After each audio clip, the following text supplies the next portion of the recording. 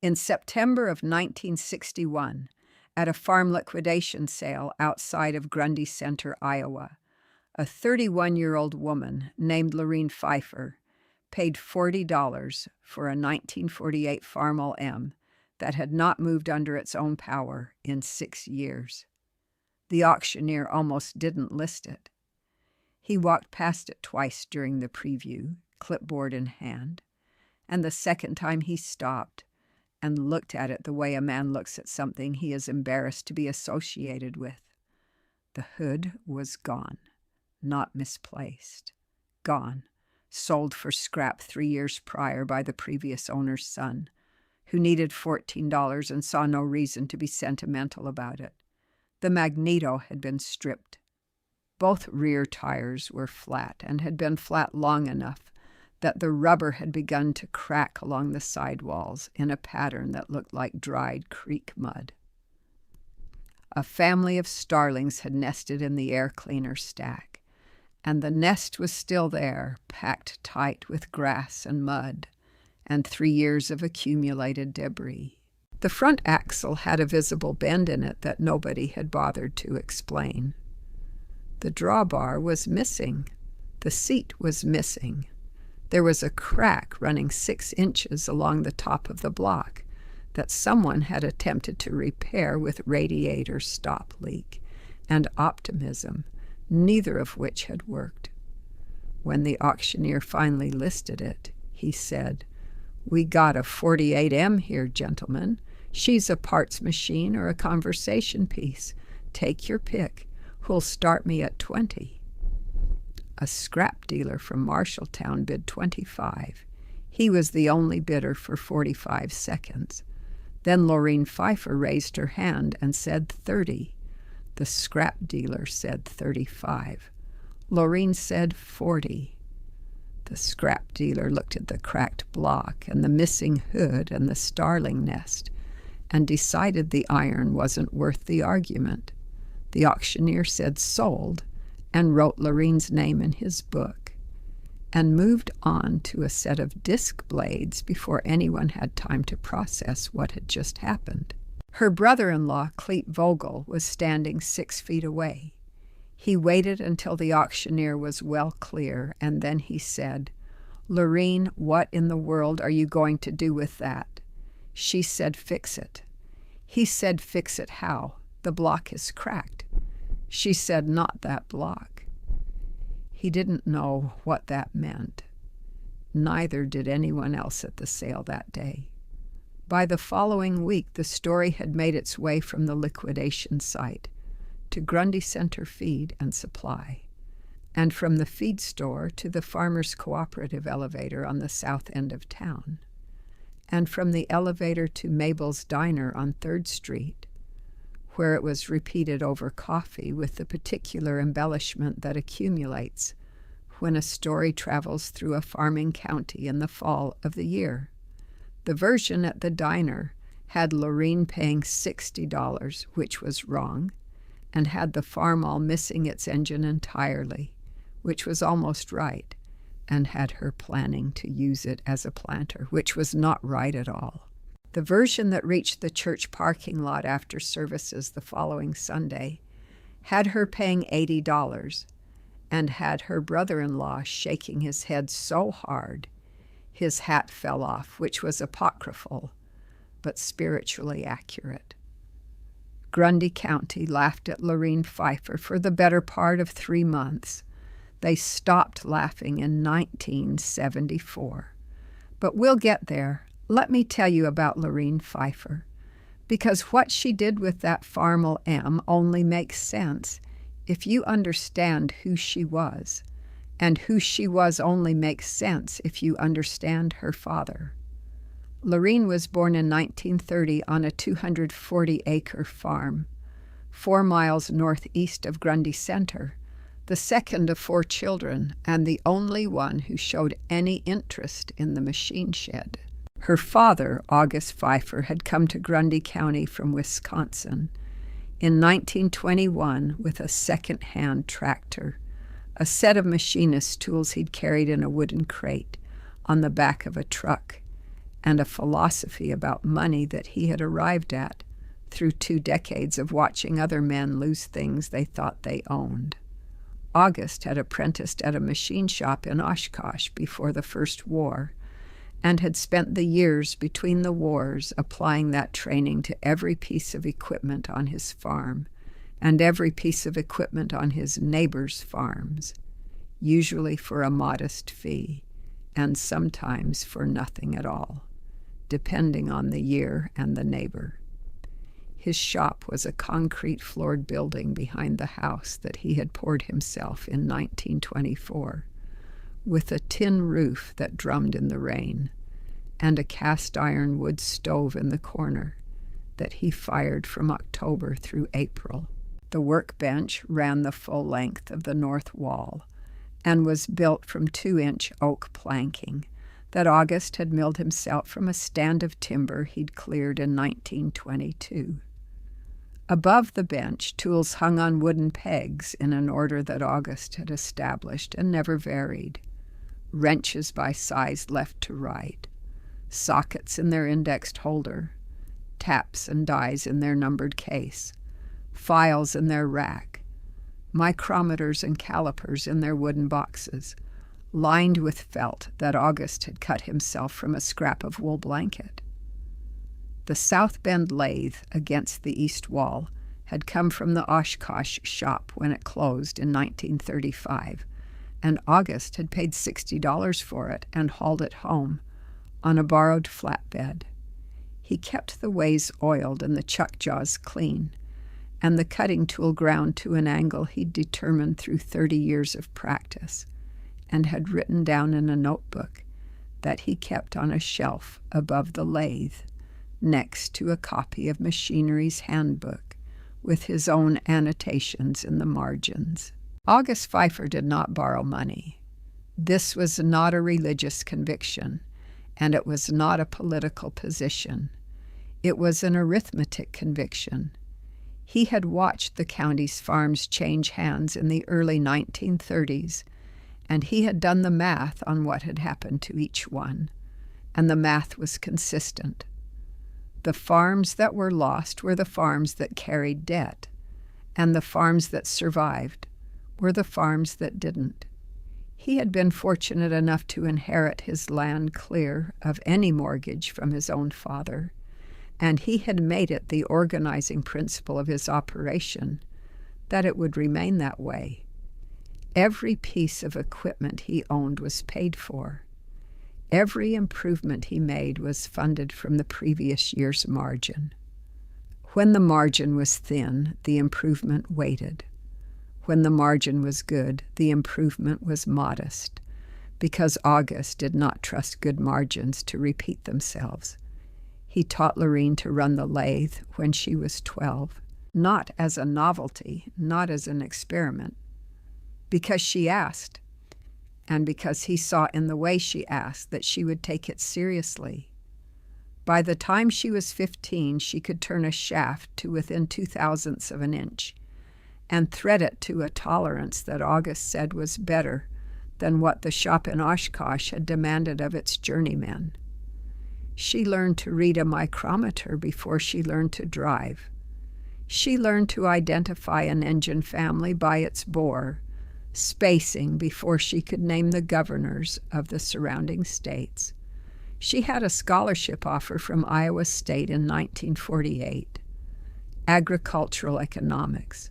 She had a suitcase half-packed and a bus ticket purchased and a plan that involved leaving Grundy County and not coming back for a long time.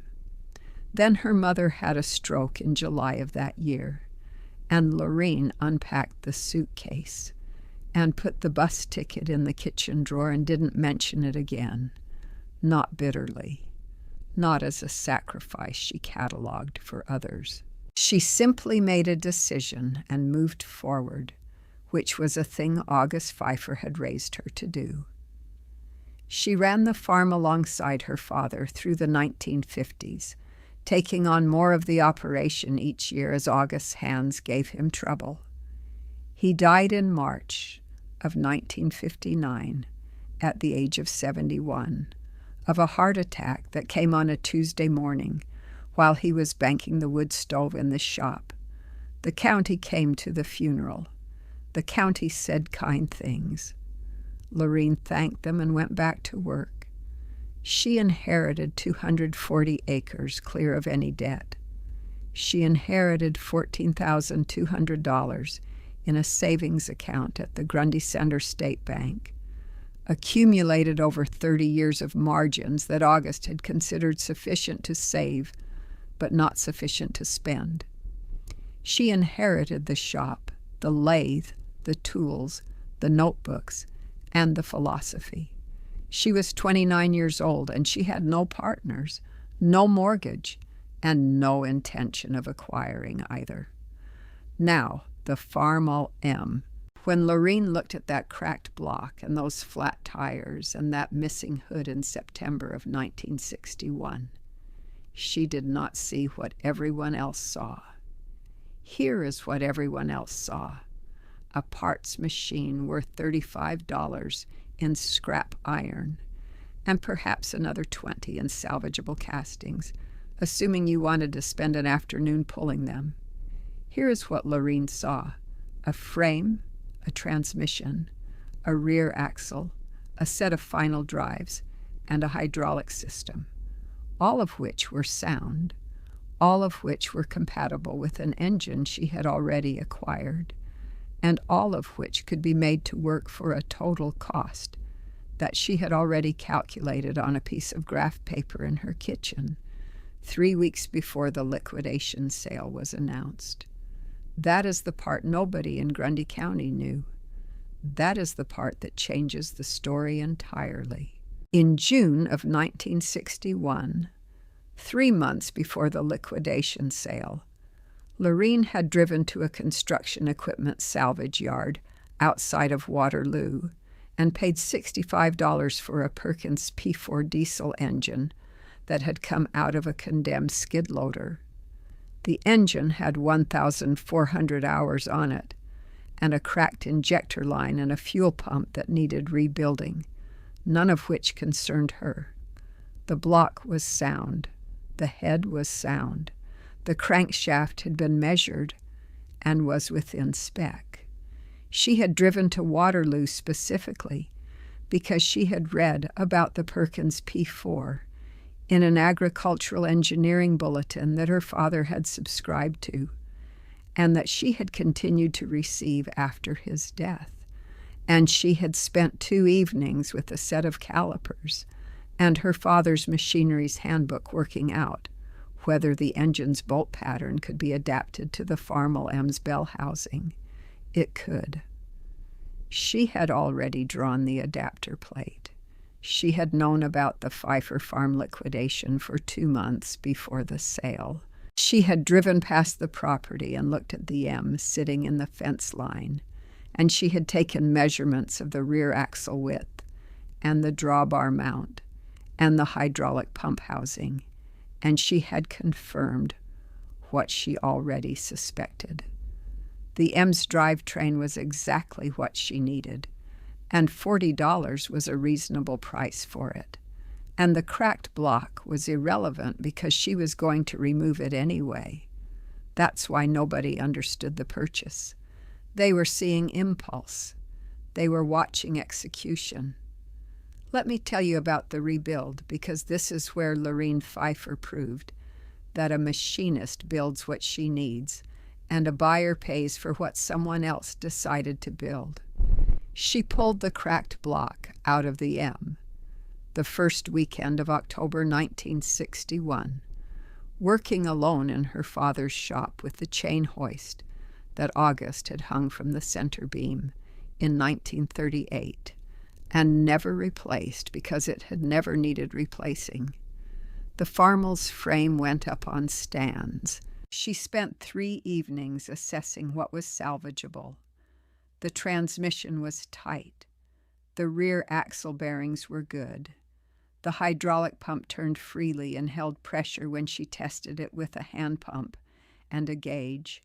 The final drives were worn but serviceable. The front axle had the bend she'd seen at the sale, and she straightened it on the third Saturday of October using the shop press and a measurement she'd taken from a known good M at the implement dealer in town, who let her measure his floor model without asking too many questions.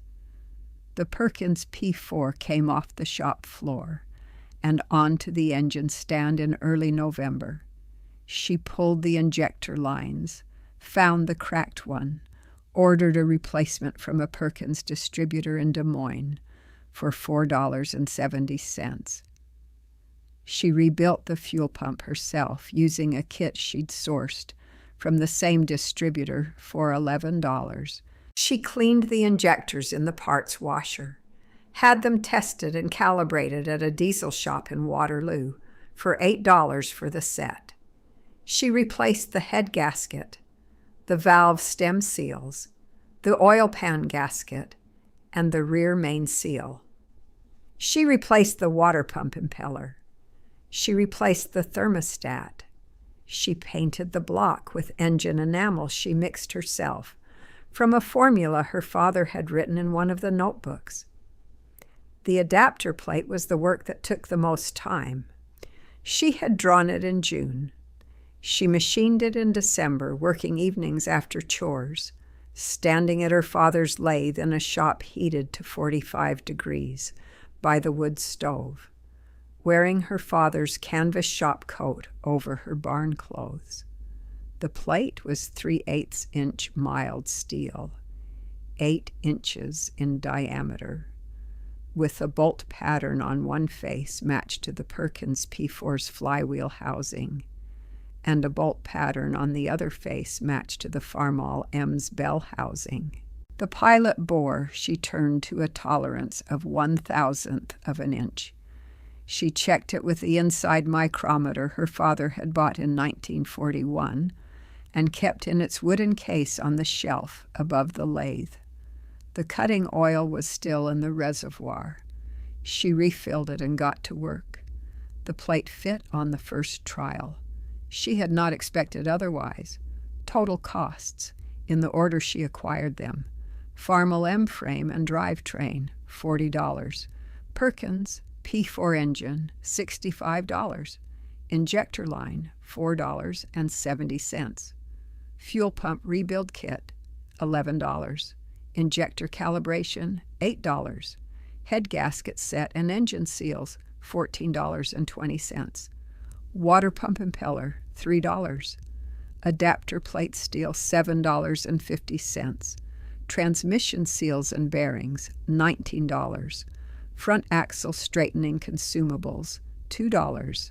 Hydraulic seal kit, $6. Tires, 2 used rear tires, sourced from a neighbor's retired tractor, $20. Seat, salvaged from a scrapped Oliver at the Waterloo yard on the same trip as the Perkins, $8. Drawbar, fabricated from bar stock in her father's shop, $4 in material. Electrical, fuel line, and hardware, $18. Miscellaneous, $9.60. Total, $240. The Grundy Center Farm Equipment dealer's price for a new Farmall, 4.60 diesel that fall, was $4,200. Lorene did not have a payment on the $4,200 tractor. She had a $240 tractor that she owned outright, and she had the $4,000 she had not spent sitting in the Grundy Center State Bank, earning 3.5% interest. She finished the assembly in the last week of January 1962. She had been working evenings and weekends for 4 months, fitting the build around the rhythms of a farm that did not stop requiring attention because she had a project in the shop. She primed the fuel system on a Thursday evening. She bled the injectors on Friday. On Saturday morning, with the temperature outside at 18 degrees and the wood stove having been burning since 5 in the morning, she climbed onto the fabricated seat, set the throttle, and engaged the starter. The Perkins turned over 4 times and caught. The exhaust note that came out of the stack she had fabbed from pipe stock was not the note of a Farmall M. It was heavier, lower, more deliberate. The sound of a 4-cylinder diesel finding its idle after a cold start, settling into a rhythm that was different from anything a gasoline Farmall had ever produced from the factory. She let it warm for 20 minutes, watching the oil pressure gauge she had mounted to the instrument panel, watching the temperature gauge climb to operating range and hold. She listened to the valve train. She listened to the injectors. She listened to the way the idle changed when she advanced the throttle and the way it recovered when she brought it back. Everything was where it was supposed to be. She put it in gear and drove it out of the shop and across the frozen yard to the fuel tank and filled it. Then she drove it back into the shop and shut it off and went inside and ate breakfast. She did not call anyone. She did not drive to the feed store. She wrote the final cost figures in a ledger she kept in the kitchen and added the total and noted the date and turned to the next page. If you have ever watched a community underestimate someone, watch them laugh at a purchase and miss the plan entirely, stick with me. Hit subscribe so you don't miss the next story I'm telling, because this one is just getting started. Word got out the way word always gets out in a county of 300 farms, not through Lorene, who said nothing, but through a neighbor named Harold Stange, who ran 180 acres on the section to Lorene's east, and who had been skeptical of the Farmall purchase in the specific way that men who consider themselves practical are skeptical of things they don't understand. Harold had made a comment at the feed store in October that had been repeated with approval. He had made a similar comment at the elevator in November. He was, in the taxonomy of Grundy County opinion, a reliable voice of conventional wisdom, and his conventional wisdom on the subject of Lorene Pfeiffer's $40 tractor had been consistent and dismissive. In April of 1962, Harold Stange came to Lorene's fence line on a Tuesday afternoon and watched her work the south field with the converted M, pulling a 3-bottom plow through ground that was still carrying moisture from a wet March. He stood at the fence for a long time. Then he walked back to his truck and drove home.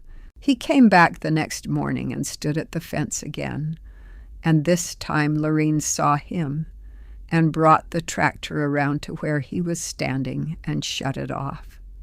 Harold took his cap off and looked at the engine compartment, which still had no hood, because Lorene had not yet fabricated one, and he could see the Perkins clearly. He looked at the adapter plate. He looked at the injector lines. He looked at the exhaust stack. He rubbed the back of his neck with his cap still in his hand. He said, "What is that engine?" She said, "Perkins, P4, diesel." He said, "Where'd you get it?" She said, "Waterloo." He said, "That plate in the middle, you make that." She said she did. He put his cap back on and looked at the tractor for another moment, and then he said, "Your father would have liked that." Lorene said she thought so too. Harold went back to his truck and drove to the Grundy Center farm equipment dealer that afternoon and told the dealer what he'd seen. The dealer drove out to Lorene's farm the following Saturday and spent 40 minutes looking at the conversion, asking questions that Lorene answered in the fewest words that would convey the necessary information. The dealer was a man named Vic Remmert, who had been selling equipment in Grundy County for 15 years and who had a practiced ability to assess machinery quickly and accurately. He assessed this one carefully. He looked at the adapter plate for a long time. When he left, he told 2 other farmers what he'd seen, and the way he told it was different from the way the story had traveled in the fall. In the fall, the story had been about a woman who'd done something foolish.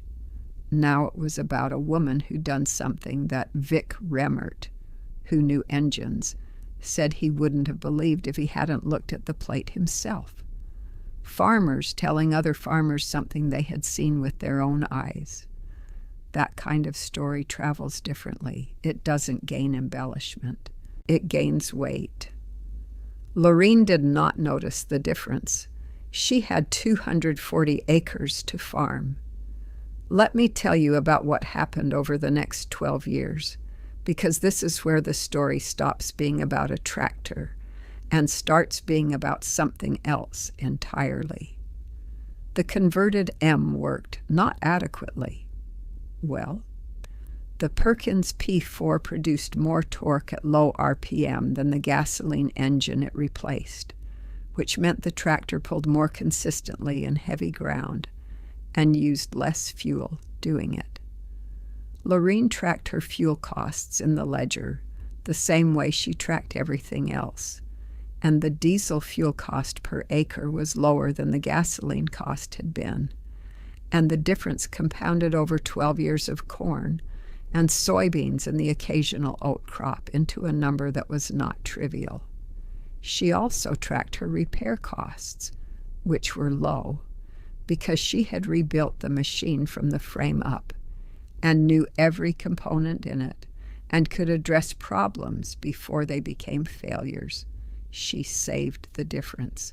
Not in a dramatic or deliberate way, in the way her father had saved, which was to spend what the operation required and put the rest in the bank and not think about it as anything other than arithmetic. By 1968, 7 years after the auction, she had $31,000 in the Grundy Center State Bank. By 1972, she had $54,000. She had not borrowed $1 in that time. She had not taken on a partner. She had not expanded recklessly or contracted fearfully. She had farmed 240 acres the way August Pfeiffer had taught her to farm. 240 acres, which was carefully and without debt, and with a ledger that told her the truth about her operation at all times. The converted M was still her primary tractor. She had fabricated a hood for it in the winter of 1963 from sheet steel she bought at a metal supplier in Waterloo, and bent on a brake she borrowed from a neighbor for a weekend.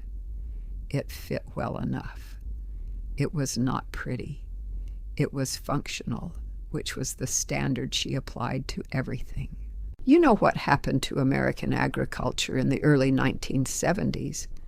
You know about the Soviet grain deal and the commodity price spike and the way the extension offices and the farm lenders and the agricultural economists all said the same thing at the same time, which was, get big or get out.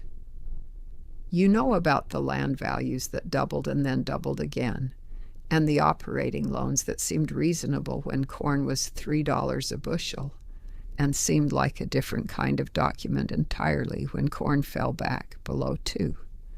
You know what happened when the Federal Reserve raised rates to break inflation in 1979 and 1980, and you know what the prime rate was in 1981, which was 21.5%, and you know what a farm operation built on borrowed land and borrowed equipment and borrowed operating capital looked like when it was carrying debt at 21.5% and selling corn at prices that hadn't recovered. Grundy County lost 11 farms between 1981 and 1986. Lorene knew most of the families. The Benner place, 320 acres, went to the bank in the spring of 1982. Dale Benner had expanded in 1974 and again in 1977, borrowing against land values that the bank had been happy to appraise upward and equally unhappy to reappraise downward.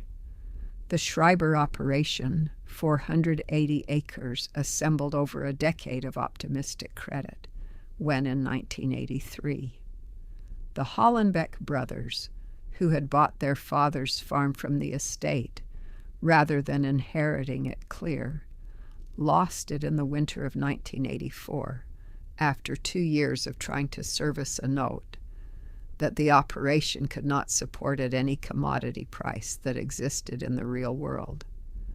Lorene watched this happen not with satisfaction, but with the quiet sadness of someone who had understood the arithmetic for a long time and had no pleasure in seeing it confirmed. She knew these families. She had gone to school with some of them. She had bought grain from them and sold seed to them and stood next to them at the co-op and the diner and the church parking lot. She did not say, "I told you so," because she had never told them anything. She had simply done something different, and the difference was now visible in a way that was painful to observe. Her expenses in 1982 were the same as her expenses in 1979. They couldn't change. There was nothing to cut. She owned her land. She owned her equipment. She had no operating loan. Her input costs were real, and she managed them carefully. But there was no debt service to carry, no balloon payment coming due, no banker to call. She farmed through the crisis the way she had farmed before it, carefully with a ledger on land she owned outright. In the spring of 1983, the Benner place went to auction. The 320 acres were good ground. Lorene knew every field.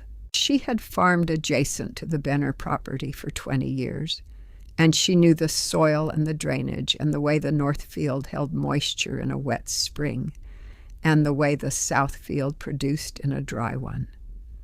The opening bid at the auction was set at $800 an acre, which was below what the land had been valued at in 1979 and above what some of the speculators in the crowd thought it was worth in the current market.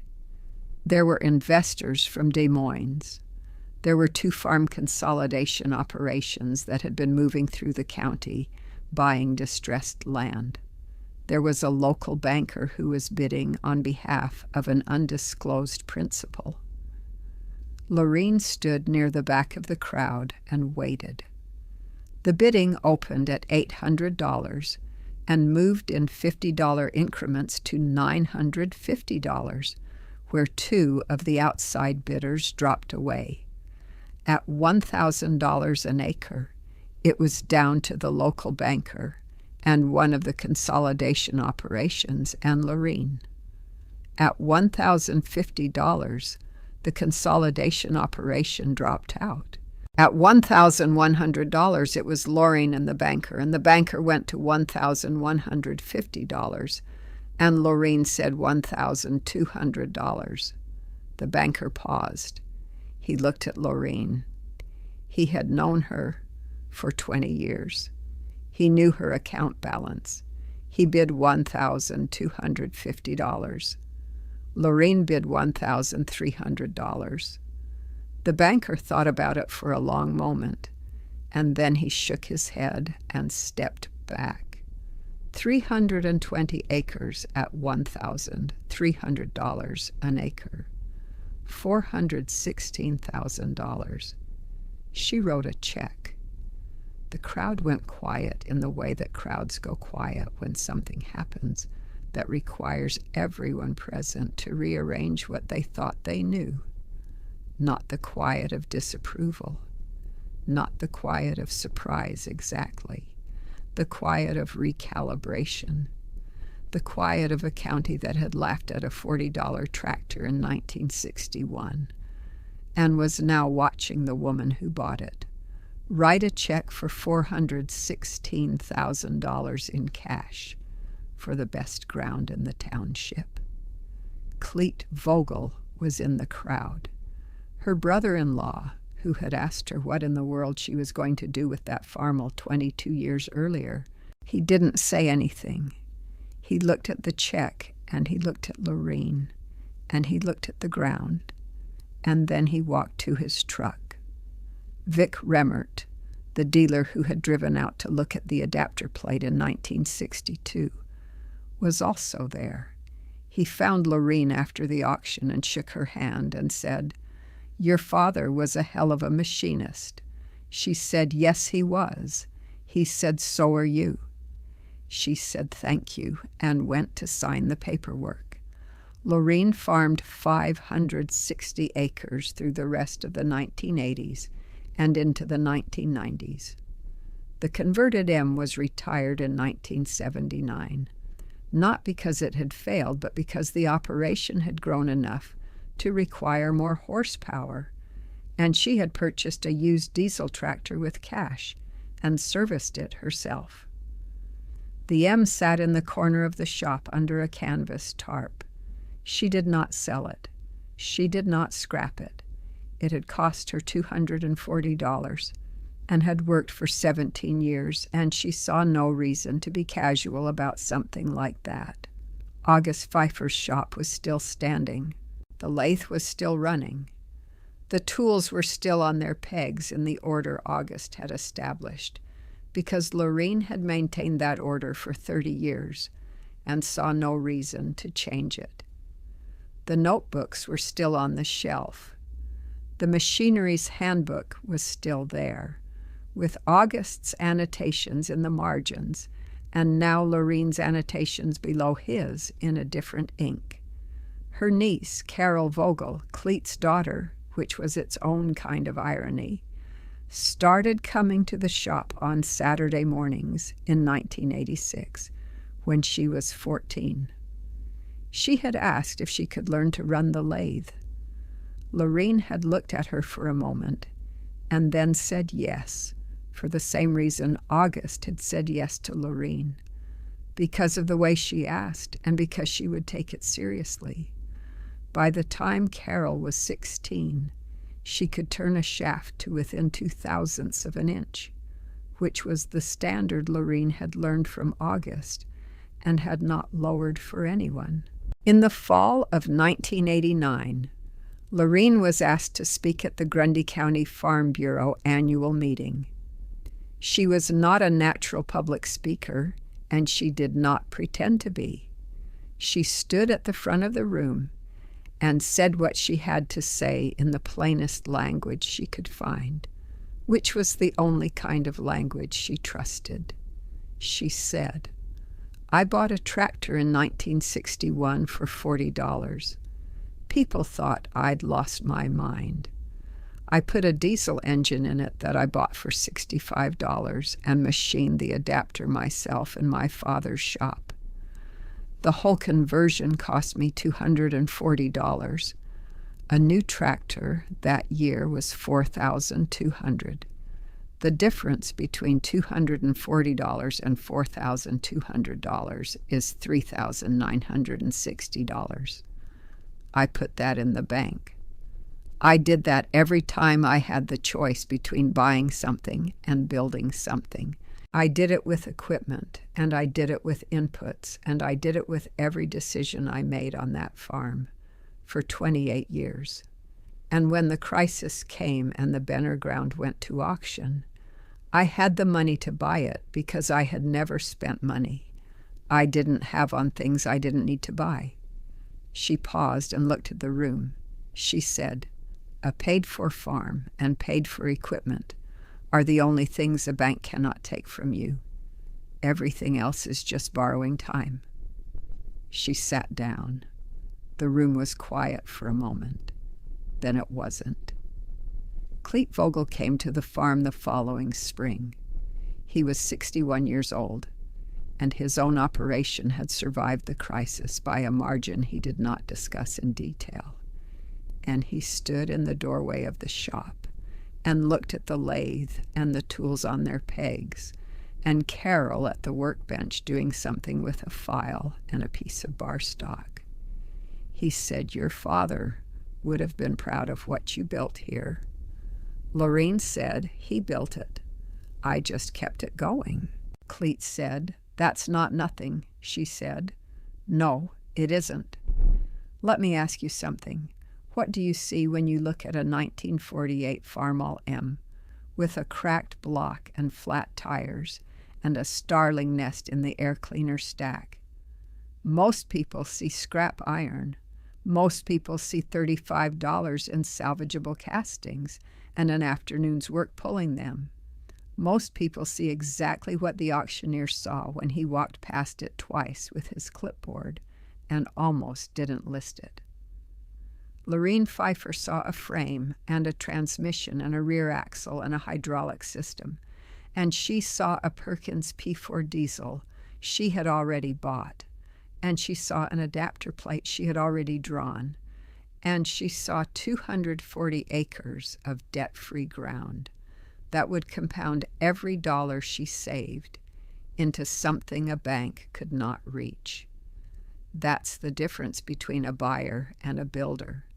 A buyer pays for what someone else decided to make. A builder finds the shortest distance between what exists and what is needed, and she walks it herself, with her father's tools and her father's arithmetic, in a shop that smells like cutting oil and wood smoke, in a county that laughed for 3 months and then went quiet for the rest of its life.